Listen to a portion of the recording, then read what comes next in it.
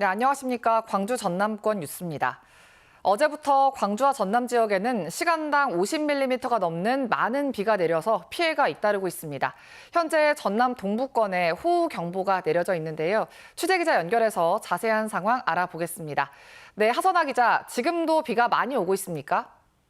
네, 전남 동부권에 어젯밤부터 내리던 빗줄기는 오늘 새벽부터 굵어졌습니다. 현재 여수와 순천, 광양에는 호우경보가 내려졌습니다. 어제부터 오늘 새벽 6시를 기준으로 1시간 최대 강수량은 순천이 58.5mm를 기록해서 가장 많은데요. 광주 51.7mm, 신안 장산도 50.5, 광양시 50.1mm를 기록했습니다. 누적 강수량 역시 순천이 156.5mm로 가장 많고 여수 산단 141.5, 광양 140.8, 보성 벌교 110, 광주 풍암 96.5mm 등을 기록하고 있습니다. 집중호우가 내리면서 피해 접수도 잇따랐는데요. 광양 포스코 삼거리와 중마동 홈플러스 사거리 도로가 침수됐고 일부 도로는 통제됐습니다. 또 순천 영양동 한 아파트 앞 도로에서는 5m 구간에서 아스팔트가 솟아올라 순천시가 임시 조치에 나서는 등 오늘 새벽에만 16건의 피해 접수가 잇따랐습니다. 최근 내린 비로 지반이 약해진 데다 많은 비가 내리자 오늘 새벽 순천과 광양에는 잇따라 산사태 주의보도 발령됐습니다. 내일까지 예상 강수량은 30에서 80, 많은 곳은 100mm 이상인데요. 기상청은 오늘 오전까지 돌풍과 천둥, 번개를 동반한 시간당 30에서 60mm의 매우 강한 비가 오는 곳이 있고 일부 지역에서는 시간당 70mm 이상의 강한 비가 올 수도 있다며 피해 없도록 주의를 당부했습니다. 지금까지 KBS 뉴스 하선아입니다. 한국철도공사가 400억 가까이 들여세운 광주 송정역 주차 빌딩이 부실 논란에 휩싸였습니다.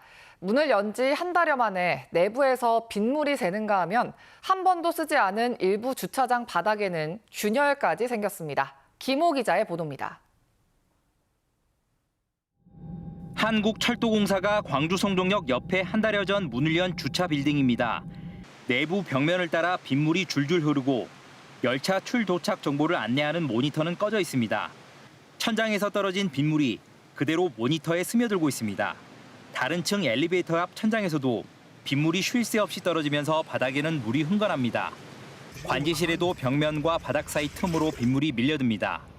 저희 보고 물도 안 치우냐 그때 보면 그런 민원이 많이 있었고요.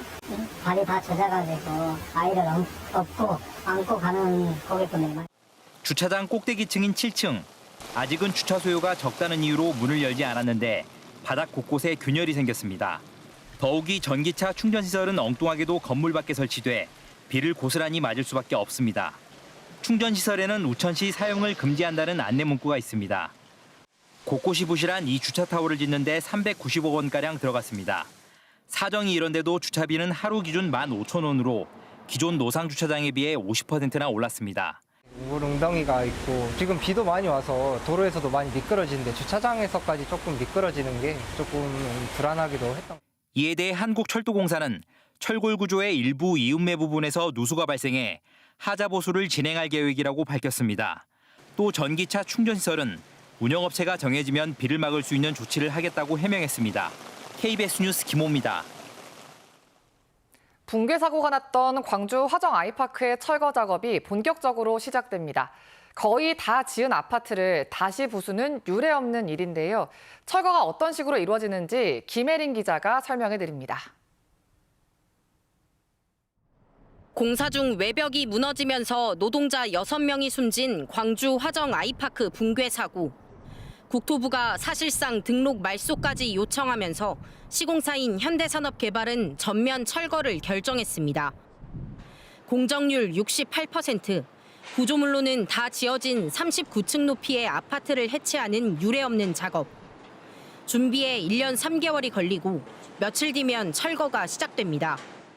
철거는 크게 3단계로 진행되는데 먼저 맨 꼭대기층에 중장비를 올려 내부 벽과 위아래층을 부숩니다. 이후 단단한 중간 기둥과 중심벽은 다이아몬드가 박힌 줄톱으로 잘라냅니다. 마지막으로 외벽이 바깥으로 무너지지 않도록 안쪽으로 잡아당깁니다. 철거 시작 시점은 이번 주 금요일입니다. 다음 착수가 활동은 203동입니다. 2단지에 있는 203동이 아마 8월 중순 정도 예상을 하고 있는데 203동, 그다음 8월 말에 103동 이런 순서로. 제 뒤로 보시는 것처럼 붕괴 사고가 난 201동 건물도 낙하물과 비산먼지 등을 막아주는 패널이 설치되고 있는데요. 해체 공사는 다음 달 중순부터 시작될 예정입니다. 주민 피해와 안전을 고려해 비산먼지와 소음, 건물 기울기 등을 실시간 관찰한다는 계획입니다. 하지만 주변 상인 반발은 여전합니다.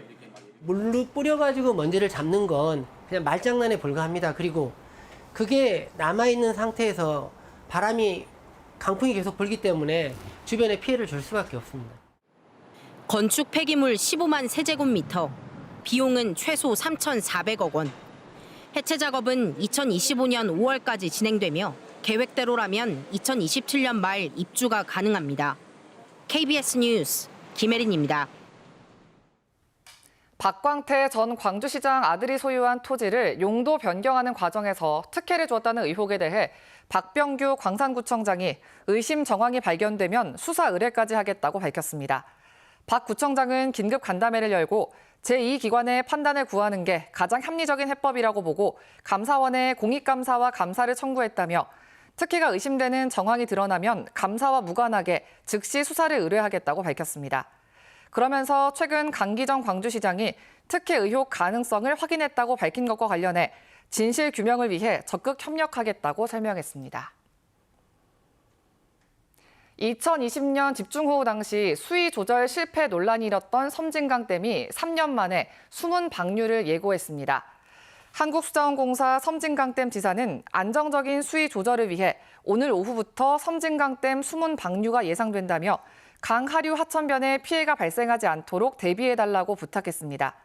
수자원공사는 내일까지 누적 강수량이 많은 경우 200mm 이상 예보됨에 따라 홍수 조절을 위해 수문을 방류할 수 있다며 기상 상황에 따라 방류 계획은 변경될 수 있다고 밝혔습니다. 김영록 전남지사가 법무부와의 정책 소통 간담회에서 법무부가 추진하는 이민청 설치를 적극 지지한다며 다만 이민청이 설치되더라도 지방정부에 쿼터를 주는 캐나다의 이민제도 등을 고려해달라고 건의했습니다. 김 지사는 또 인구 감소 지역으로 외국인 유학생이 올 때 계절 근로자 1명을 동반 초청할 수 있는 제도도 제안했습니다. 한동훈 법무부 장관은 이 자리에서 지역 발전이 국가 균형 발전의 원동력이 될 수 있도록 지역사회와 함께 현장의 의견을 적극 반영하겠다고 밝혔습니다. 전남 지역 시군에서 운영되고 있는 지역 아동센터 종사자 840여 명이 처우 개선을 요구하고 나섰습니다.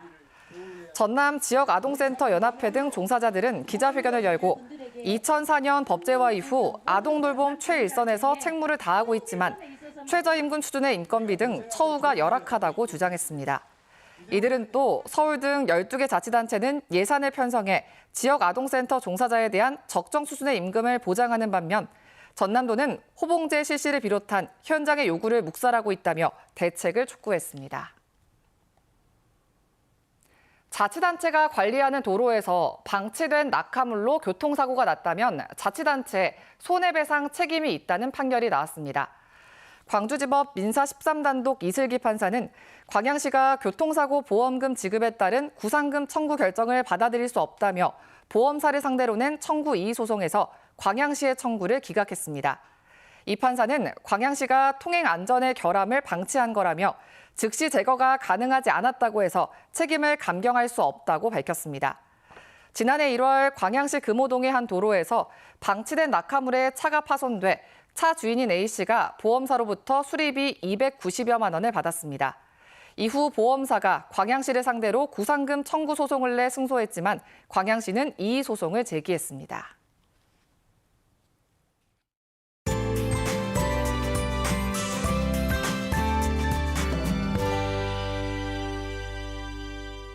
새벽 사이 다시 강한 비구름이 유입됐습니다. 어제부터 동부 지역을 중심으로는 100mm가 넘는 비가 내렸는데요. 현재 비구름은 동쪽으로 이동하면서 광양과 여수 등에는 시간당 20mm 안팎의 강한 비가 쏟아지고 있는데요. 호우특보가 발효된 곳들도 있습니다. 오늘 오전까지는 시간당 30에서 60mm 안팎, 일부 지역은 70mm 이상의 집중호우가 내리겠습니다. 오늘 예상되는 비의 양은 30에서 80, 일부 지역은 100mm가 넘는 많은 양의 비가 내리겠고요. 내일은 10에서 60mm의 비가 오락가락 내리겠습니다. 비는 다음 주 목요일까지 강약을 반복하며 계속되겠고요. 기온까지 높아서 후텁지근하겠습니다. 지역별 기온 자세하게 살펴보겠습니다. 아침 기온 어제보다 1, 2도가량 낮고요. 낮 최고 기온은 광주와 영광 30도로 덥겠습니다. 곡성과 구례의 낮 최고 기온 31도로 어제보다 1에서 3도가량 높겠습니다. 목포와 해남, 완도의 낮 최고 기온 30도까지 오르겠고요. 습도가 높아서 체감 온도는 31도를 웃도는 곳들이 많겠습니다. 신안을 비롯한 도서 지역은 27도에서 29도가 예상됩니다. 바다의 물결은 서해남부 먼바다에서 최고 2.5m로 다소 높겠습니다. 날씨였습니다. 7월 12일 뉴스광장 마칩니다. 시청해주신 여러분 고맙습니다.